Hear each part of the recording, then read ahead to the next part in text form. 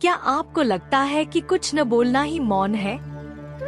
क्या आंखें बंद करके शांत बैठ जाना ही मन की शांति है?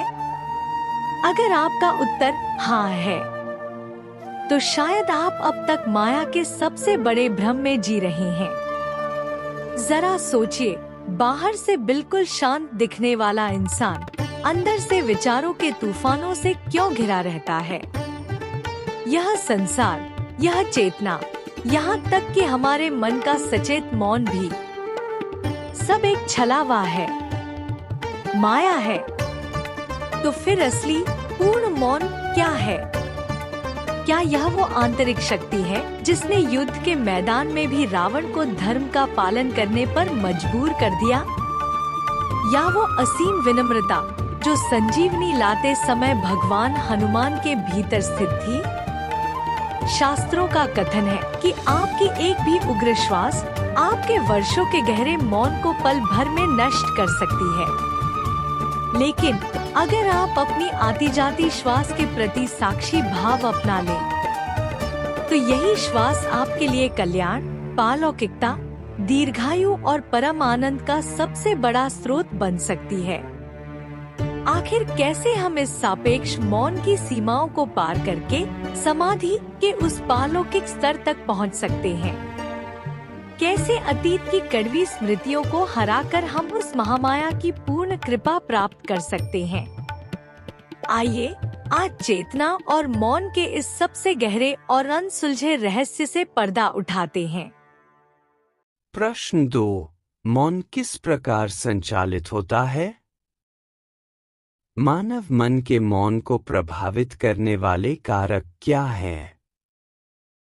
उत्तर, मौन माया या भ्रम है। माया मनमानी और परिवर्तनशील है, अतः मौन कभी स्थायी नहीं होता। यह समय, स्थान और कार्यकारण के साथ बदलता रहता है। माया चेतना है और इसलिए सापेक्ष मौन चेतना है। सचेत और पूर्णतः सतर्क रहकर व्यक्ति स्वयं को सापेक्ष मानसिक मौन की अवस्था से नीचे गिरने से बचा सकता है। यद्यपि पूर्ण मौन परम चेतना का कार्य है। यह संसार माया या भ्रम है, इसलिए इसका निषेध भी माया या भ्रम है। प्रतिक्रिया की चेतना का दमन भी माया ही है। यह समय समय पर मन से उत्पन्न हो सकती है। माया शक्ति या ऊर्जा है और यह ऊर्ध्वाधर रूप से ऊपर की ओर आरोहण कर सकती है। यह एक क्रिया शक्ति है और यह मूल प्रकाश से भिन्न नहीं है। यह चेतना है और ब्रह्मा का ही एक अंश भी है। इसकी द्वंद्वात्मक संभावना ब्रह्मा है। माया अत्यंत दयालु है, यह अनुग्रहपूर्ण है। व्यक्ति को माया की उपासना करनी चाहिए, तभी वह परम सत्ता में विलीन होने के लिए परम चेतना में स्थित यात्रा हेतु मार्ग प्रशस्त कर सकती है। केवल इसकी कृपा से ही कोई व्यक्ति पूर्ण मौन या अचेतनता में स्थित होने के लिए सापेक्ष मौन या चेतना की बाधा को पार कर सकता है। यह समाधि के द्वार तक पहुंचने या आने में सहायता करती है। यह मूलतः परापरा स्तर से मौन के परापरा स्तर तक आरोहण करना है, अर्थात सचेत मौन से, जो प्रयासों के साथ होता है, बिना चेतना और बिना प्रयासों वाले मौन की ओर। यदि इसे प्राप्त कर लिया जाए तो इसे सहज मौन कहा जाता है, जो पूर्ण मौन के अतिरिक्त और कुछ नहीं है। यह परम सत्ता के साथ आत्मा के विलय की अवस्था है। परापरा मौन चेतना की अवस्था में होने के कारण अवचेतन अवस्था की उन स्मृतियों को नियंत्रित करता है जो सापेक्ष मौन में कष्ट उत्पन्न करती हैं। इस मौन को स्मृतियों के विरुद्ध कार्य करना पड़ता है और यह साधक को वास्तविक दुखों की घटनाओं का अनुभव करने की तुलना में कहीं अधिक कष्ट देता है। अवचेतन अवस्था की स्मृति सबसे बुरी होती है। यद्यपि मौन के क्षेत्र में आरोहण करने हेतु ऐसी स्मृतियों को भूलने के लिए गहरी निद्रा अत्यंत सहायक होती है। पूर्ण विश्राम और बिना स्मृतियों के मौन में रहने के लिए स्वप्नरहित निद्रा सर्वोत्तम है। मौन मन का विश्राम है, यद्यपि सचेत मौन भ्रम या माया है। मन का विश्राम मूलतः मन के जागृत होने पर भी किसी भी क्रिया और प्रतिक्रिया से मुक्त होना है। मन की ऐसी अवस्था जागृत विश्राम है। ताज़ी श्वास के भीतर प्रवेश करने और उपयोग की गई श्वास के बाहर निकलने का अवलोकन ही मन का जागृत विश्राम है। यह माया है क्योंकि यह जागरूकता के साथ एक जागृत और सचेत गतिविधि है। साथ ही इन परिस्थितियों में बिना क्रिया या प्रतिक्रिया के भी मन का विश्राम माया है, जो कि सापेक्ष मौन है। यह किसी भी क्षण भंग हो सकता है। यहाँ तक कि एक भी उग्र श्वास मौन को पूरी तरह से नष्ट कर सकती है। माया अर्थात सापेक्ष मौन आध्यात्मिक आकांक्षी को समाधि की अवस्था तक नहीं ले जा सकता। तुरीय या परम चेतना में स्थित अवस्था में भी यह आंशिक रूप से एक भ्रम या माया है और दिव्य प्रकाश ही महामाया है। यह इंद्रियों की कल्पना से बहुत परे है। महामाया माता है और उनकी कृपा से दिव्य मार्ग सुलभ हो जाता है। यही परापराशक्ति है।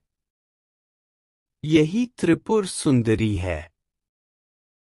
हम सभी आध्यात्मिक मार्ग में सफलता के लिए उनके आशीर्वाद की याचना करते हैं। व्यक्ति केवल अपने प्रयास कर सकता है, परंतु कृपा प्रदान करना उनका विशेषाधिकार और दया है। महामाया सर्वशक्तिमान का एक सक्रिय अंश है और केवल इसी के माध्यम से ऊर्ध्वगामी मार्ग का अनुसरण करके मौन प्राप्त किया जा सकता है और अंततः समाधि की अवस्था में पूर्ण मौन में स्थित होने के लिए अप्रकट अवस्था या ईश्वरीय अवस्था तक पहुंचा जा सकता है। व्यक्ति को अतीत पर अधिक विचार करने की आवश्यकता नहीं है और अवचेतन अवस्था से बाहर आने के लिए अतीत को भूलने का अपना सर्वोत्तम प्रयास करना चाहिए तथा फिर सचेत अवस्था पर विजय प्राप्त करके अंततः पूर्ण मौन की अतिचेतन अवस्था में पहुंचना चाहिए। यदि व्यक्ति अपने जीवन में मौन रहना नहीं सीखता, तो वह विशेष रूप से वृद्धावस्था में कष्ट भोगने के लिए बाध्य है, जब उसके अपने सगे संबंधी उसकी सकारात्मक सलाह भी नहीं सुनेंगे और न ही उसका पालन करेंगे। व्यक्ति जितनी शीघ्र मौन रहना सीख लेता है, सकारात्मक और भविष्योन्मुखी जीवन के लिए यह उतना ही उत्तम होता है।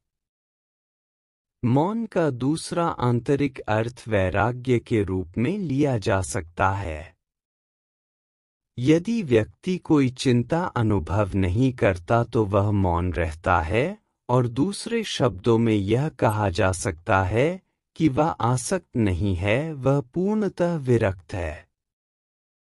मंत्र जप द्वारा आंतरिक मौन को बढ़ाया जा सकता है। मौन ईश्वर की शक्ति है। सर्वशक्तिमान के साथ रहने के लिए व्यक्ति को मौन होना चाहिए। सामान्यतः सांसारिक लोग अपने परिजनों द्वारा अनुभव की जा रही विभिन्न समस्याओं को देखकर अपना मौन खो देते हैं। यद्यपि यह स्मरण रखा जाना चाहिए या ज्ञात होना चाहिए कि परिजनों का अपना प्रारब्ध होता है। हम उन्हें इस संसार में लाने के लिए उनके जन्म के मात्र निमित्त हैं। इसके अतिरिक्त मौन को व्यक्तिपरक दृष्टिकोण, संपूर्ण स्थिति को समझने के मनोवैज्ञानिक शारीरिक प्रकार से सिखाया और समझा जाता है। वस्तुपरक साधनों द्वारा मौन को विकसित नहीं किया जा सकता। हमारी आत्मा एक अप्रकट व्यक्तिपरक सुप्त प्रकाश होने के नाते हमारे भीतर मौन का संस्थान है।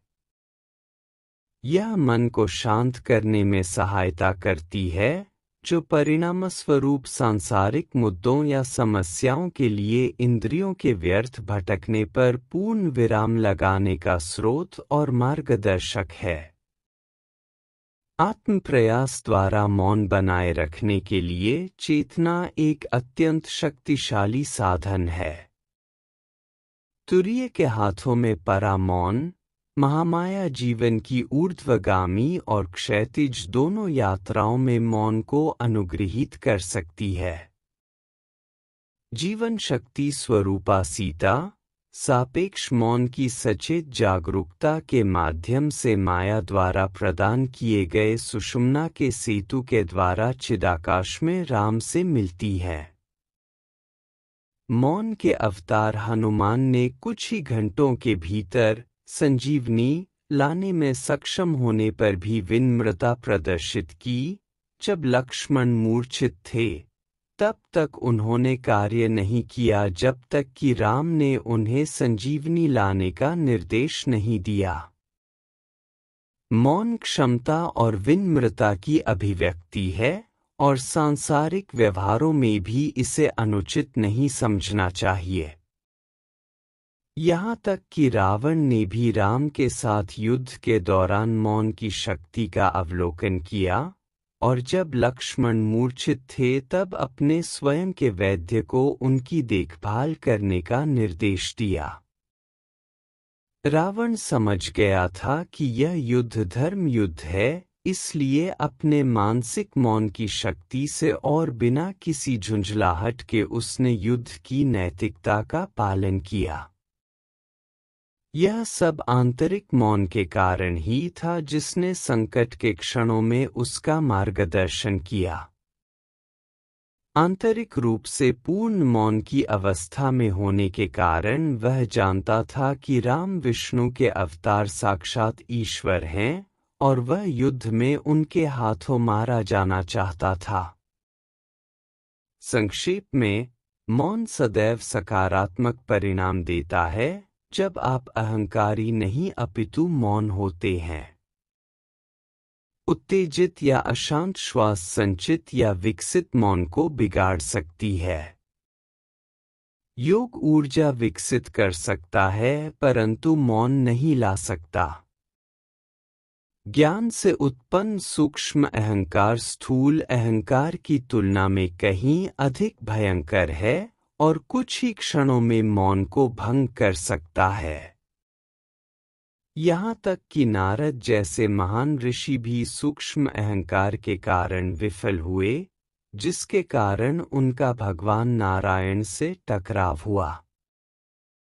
माया या भ्रम में व्यक्ति सचेत रूप से रज्जु को सर्प मान लेता है, परंतु जब आत्मज्ञान निकट आता है अज्ञान लुप्त हो जाता है।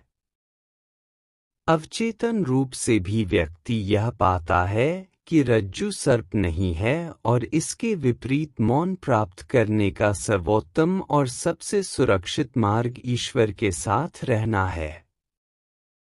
उनके प्रति समर्पण करना, एक बालक की भांति उनकी शरणागति में आना, एक माता के पास बच्चे की तरह निश्चिंत और सबसे सुरक्षित अनुभव करना। माता सभी दृष्टियों से पूरी देखभाल करती है और बच्चे को सुखपूर्वक रखती है। समर्पण परामौन पूर्ण मौन लाता है।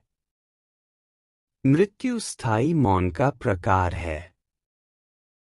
यद्यपि श्वास का निलंबन मौन का मार्ग है। मौन के प्रति सचेत होना सापेक्ष मौन है।